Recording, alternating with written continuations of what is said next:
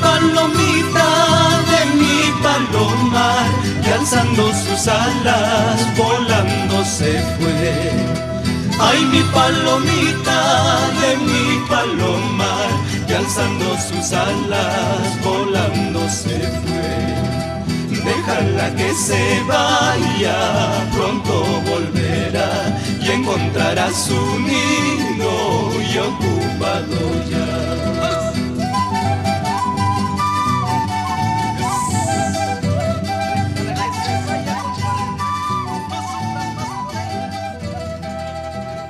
Todas las palomas vuelven a pasar y al ver que no pasan me pongo a llorar.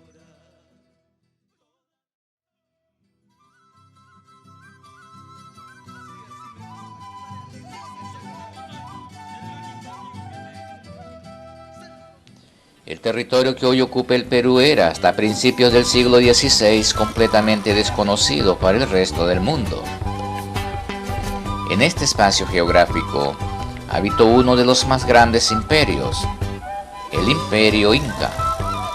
Este imperio, que empezó dominando un hueco de los Andes y la región que enmarca la zona del Cusco, en menos de 100 años extendió sus dominios hacia el norte, hasta las montañas pantanosas y selvas de lo que hoy es Ecuador y Colombia.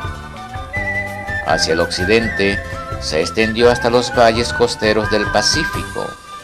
Hacia el sur cubrió el desierto de Atacama de lo que hoy es Chile, y hacia el oriente dominó la cuenca del río Amazonas.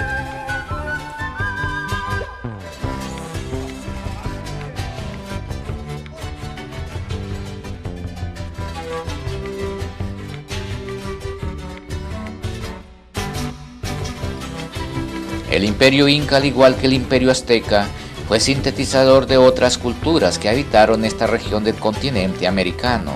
Antes de su establecimiento cultural, esta zona había estado habitado por los tihuanacos, los mochicas y los chinúes, constituyéndose en herederos de sus tradiciones y conocimientos científicos.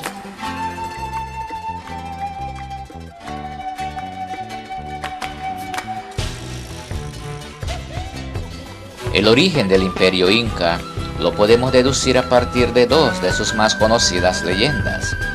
En una de ellas se explica que los incas procedían de una pareja de hermanos y esposos, Manco Cápac y Mama Oyo, quienes salieron de las aguas del lago Titicaca y fundaron la ciudad del Cusco en el sitio donde se hundió una barra de oro que le habían obsequiado los dioses.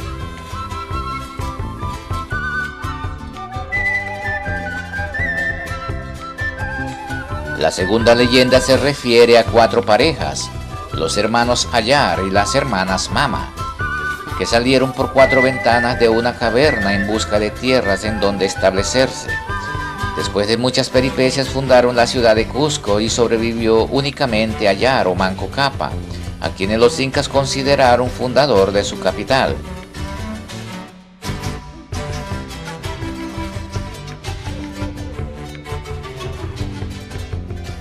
Según los historiadores, estas 2 leyendas han resultado reveladoras del pasado histórico de los incas, ya que se sabe que los incas estaban divididos en 4 clanes, como las 4 parejas de la segunda leyenda, y que entre los siglos XII y XIII de la era cristiana llegaron al Valle del Cusco y fundaron una ciudad. Estos clanes constituidos fundaron una confederación que posteriormente se impuso ante los demás pueblos vecinos existentes.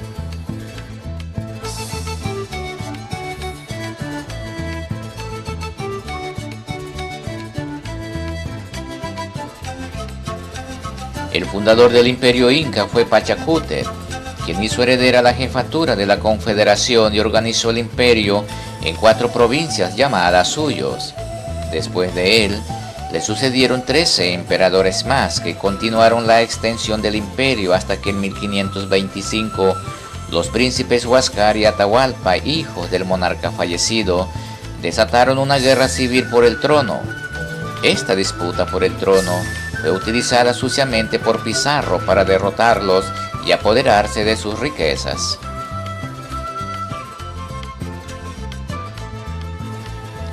La economía de los incas fue muy variada en la agricultura. Además fue la única civilización posclásica que tenía ganadería. Al igual que los aztecas y los mayas, los incas cultivaron el maíz, del cual obtuvieron diferentes productos, entre ellos la chicha, que era su bebida estimulante. También supieron aprovechar las laderas de las montañas para el cultivo, mediante las construcciones de terrazas que eran regadas a través de canales empedrados. Esta cultura fue una de las primeras en América que utilizó la llama como animal de tiro y herramienta de carga para el transporte.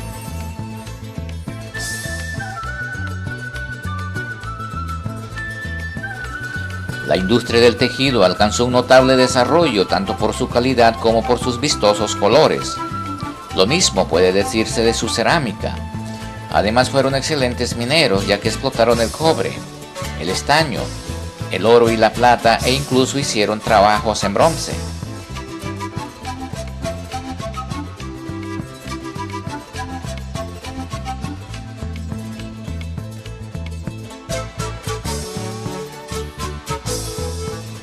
Uno de los rasgos más sobresalientes de la sociedad incaica fue la mita, o jornada de 3 meses obligatorios para el Estado o monarca inca. Según la mita, los jóvenes estaban obligados a trabajar en construcciones de caminos y puentes, explotación de minas y obras públicas. Todos los jóvenes estaban obligados a la mita y eran seleccionados en los ayllus o agrupaciones de familias que vivían en una misma aldea.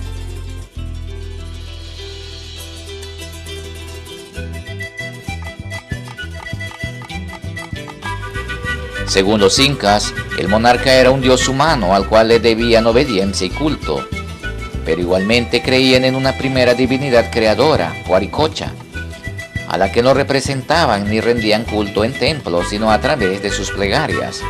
Cada región sometida conservó sus creencias, pero el imperio impuso como religión oficial el culto a Inti, el dios Sol, que representaban en forma de disco dorado con un rostro humano. También adoraron a la luna, denominada Quilla, esposa del dios Sol. Asimismo, rindieron culto al rayo, al trueno, a la tierra y otros elementos de la naturaleza.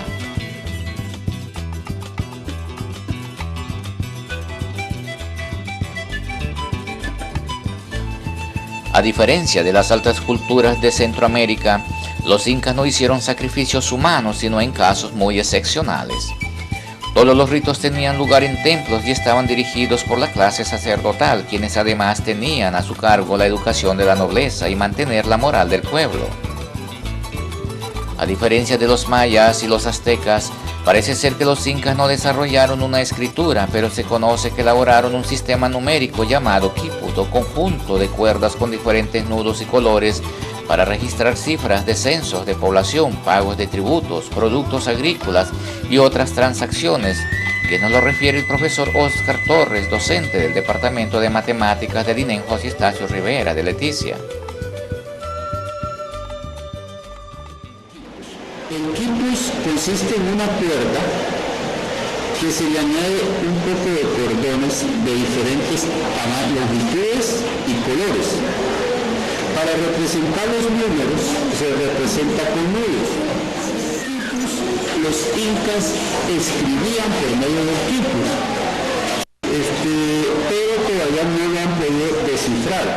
El quipus lo utilizaban para guardar sus inventarios de la ganadería, de la agricultura, de los productos, para todo utilizaban el quipus y lo cerraban amarrándolo todos los cordones en un solo nudo.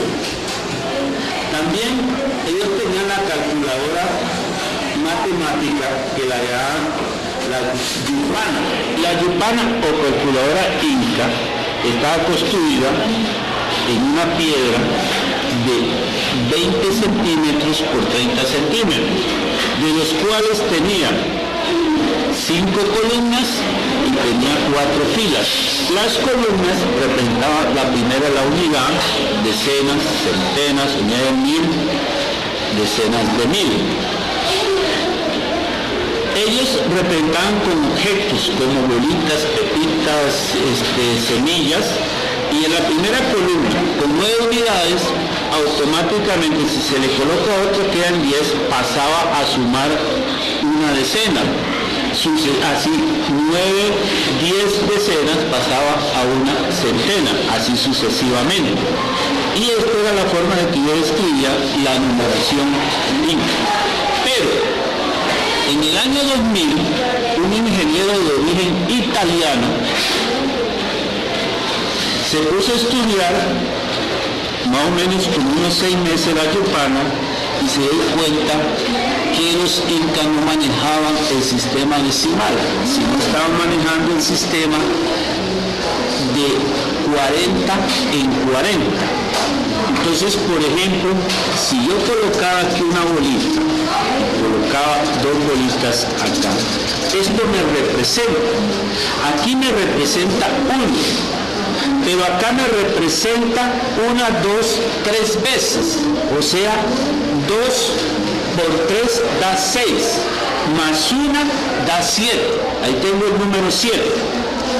Pero si por algún motivo yo le agrego una acá, entonces esta casilla ya no vale 1, vale 40, vale 40. 40 por 3, 40 por 3 da 120, 120, más 6 da 126, más 1 da 120. Este es el número se representa el número 127. Y si yo, por decir algo, le agrego aquí otro, este número es, como es aquí a las 40, entonces por 2 da 80, 80, 40 por 3 da 120, las 2 de abajo, 2 por 3 da 6 y 1 por 1, 1, y eso equivale al número 207, equivale al número 200.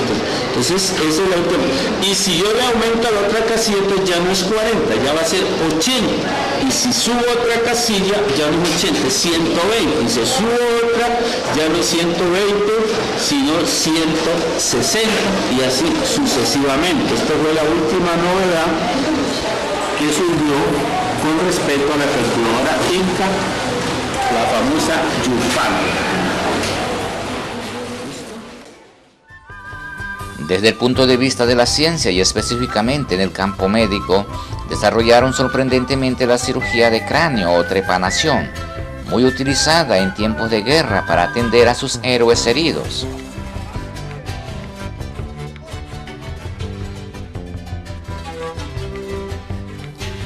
El arte inca se distinguió por su sencillez. Sus templos no eran comparables con los monumentos mayas y aztecas ni en belleza ni esplendor, pero en cambio tenían una gran solidez y eran muy funcionales, según nos lo demuestran sus abundantes ruinas de sus fortalezas, palacios y templos, todos ellos sin mucha ornamentación. No utilizaron como los mayas y los aztecas ninguna mezcla para unir las piedras, y sorprende que entre los bloques no podían introducirse la hoja de un cuchillo y a veces ni siquiera la cabeza de un alfiler.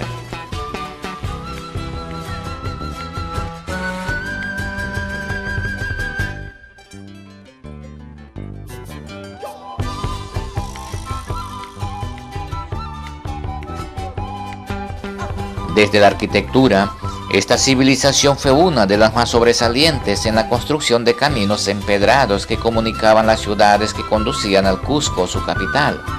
Esto favorecía el comercio y el movimiento de tropas y el control de las regiones dominadas.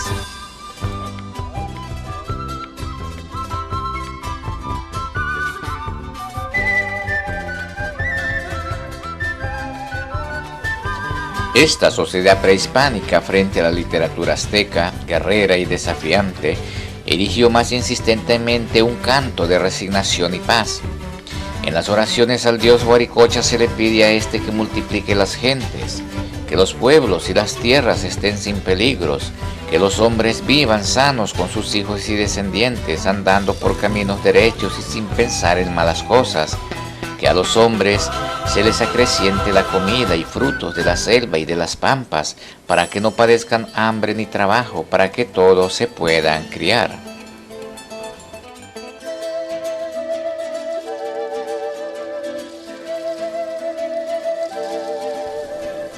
Uno de los mayores estudiosos de la evolución y configuración de la cultura peruana, José de la Ribagüero, escribió sobre la poesía quechua. Poesía blanca, casta, dolorida, de candoroso hechizo y bucólica suavidad, ensombrecida de pronto por arranques de la más trágica desesperación.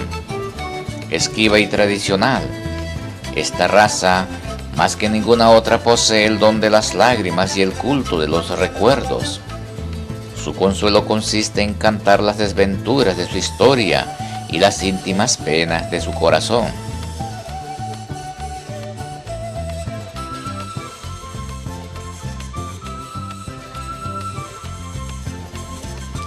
En otras palabras, toda la poesía quechua es un símbolo del dolor indígena y de la felicidad inalcanzable en la tierra. Es una poesía que se refugia en el silencio y en el llanto, como únicos cómplices de la desdicha producida por el recuerdo del invasor que violó su ancestral cultura.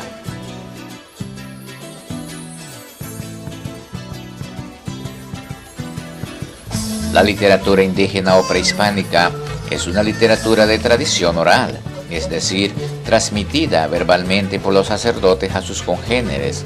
Su objeto es evitar que caigan en el olvido o se distorsionen sus raíces culturales, que tienden cada vez más a ser desplazadas por las formas de vida de los blancos.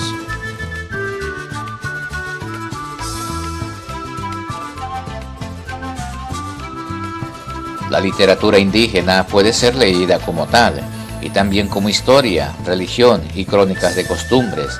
Por su carácter general, esta literatura nos dará información sobre cualquier tema anterior a 1492, como por ejemplo, costumbres cotidianas, regímenes políticos, vida social y económica, su cosmogonía, entre otros aspectos.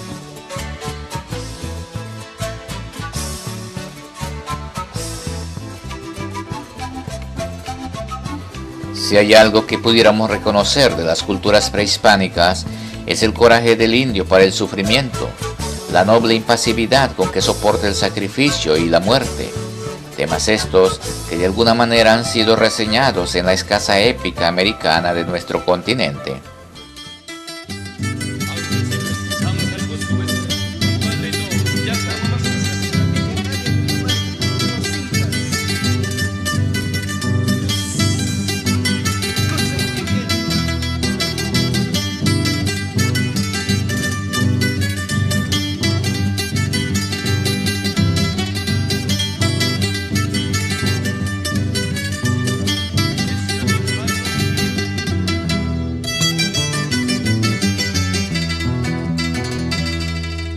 Ay, mi palomita de mi palomar, que alzando sus alas volando se fue. Ay, mi palomita de mi palomar, que alzando sus alas volando se fue. Déjala que se vaya pronto.